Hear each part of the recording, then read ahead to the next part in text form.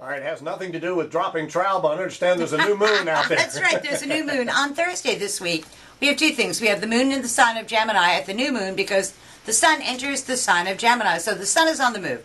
And wherever the sun and new moon are indicates where you have new starts in your life and where you want to shift your energies from what you were doing to what you will be doing over the next 30 days or so. So for Gemini, actually for Taurus, because that's the sign we're in right at this moment, it is time for them to make money. It's time for them to take two different opportunities to make money, and they need to pick one, or they have the energy they can do both, because it means more money for them, and it's more discretionary money. It's not like, ooh, I have $1 million, but they have more money at the end of their month instead of more month at the end of their money, which is always a good thing. Always a good thing.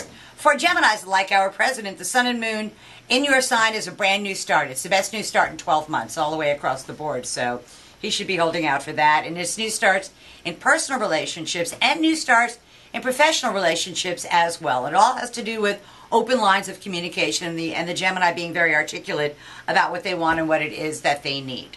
For Cancers, not so much. For Cancers, it's a good time to take a step back and kind of retreat and regroup and it's the end of their solar year. They don't have a lot of energy. They don't have a lot of vitality. A lot of people go on vacation.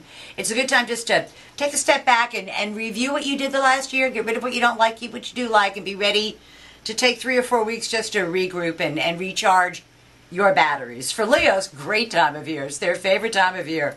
It's the 11th house of hopes, wishes, goals, objectives. They find that the male friends go to bat for them. The group works to help the Leo get what the Leo wants. And the Leo doesn't really have to put forth a whole lot of effort to make this happen. It's sort of like to let the people around him or her carry the load, to do the job for them, to get the Leo what the Leo wants without the Leo having to browbeat people to do it. So it's a very cool, fun time for them. I'm liking that. For Virgos, it's in their 10th house of career and public standing, and Gemini is a sign of duality. So Virgos get the opportunity to do two different jobs that are really the same thing.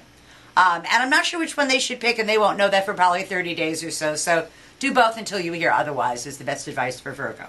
For Libra, it's in the 9th house of the law. So the law, legal matters, long-distance travel. It's a good time for Libras to go ahead and plan some kind of a trip, some kind of a thing, just to reward themselves for being good kids and making it through it, which is a very cool thing for them. And the law's on their side, and they need to use it because when it is, you do. For Scorpios, it is in their 8th house of other people's resources. Scorpios, really, instead of looking for new resources to tap, they need to turn around and look at the existing resources they have, the resources not only that they have personally, but the resources that they share with other people. And they need to find a way to maximize that. And it's time for Scorpios to kind of rebirth themselves. It's a renewal for them. And something new comes to light for Scorpio that changes things in some way for them. For Sagittarians, it's in their 7th house of partners and open enemies. And Sagittarians are going to have the opportunity to listen to what their partners have to say. And partners have a lot that the Sagittarius really does need to hear.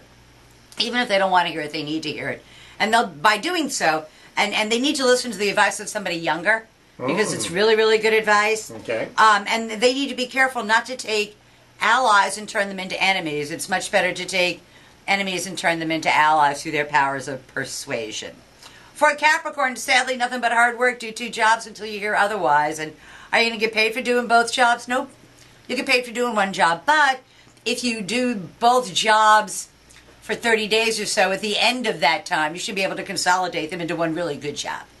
For Aquarians, it's in their 5th house of love affairs, children, sports. The other guys having a good time besides Leo are going to be Aquarians. They're not going to get a lot of work out of them. They're going to have a lot of play going on. And they may find a way to take something that's a child of their mind and flesh it out, give birth to it. And just remember that the universe says you can have everything you want in life, but you better be prepared to accept the responsibilities that go along with it. And nothing's free. For Pisces, it's in their 4th house of home and responsibilities. There is some kind of thing going on at home, and the Pisces just needs to deal with it and get it done. If that means talking to people, then they need to talk to people.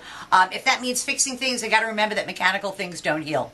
And you just have to actually just suck it up and fix it right the first time to make your home safe and secure. And then for Aries, the last sign, it's in their 3rd house of day-to-day living. And they've got, the pace of their life is about to pick up to warp speed. They've got short distance travel, short duration travel. They've got communication. They get the chance to take some sort of class or learn something really useful about their world that can help them out. And to Aries everywhere, I say do the research yourself just to be sure, to make sure you know that what you're basing it on is right. So I don't think it's a bad energy at all. I'm kind of excited about the new moon and the sun going into Gemini on Thursday. Sounded pretty good to me.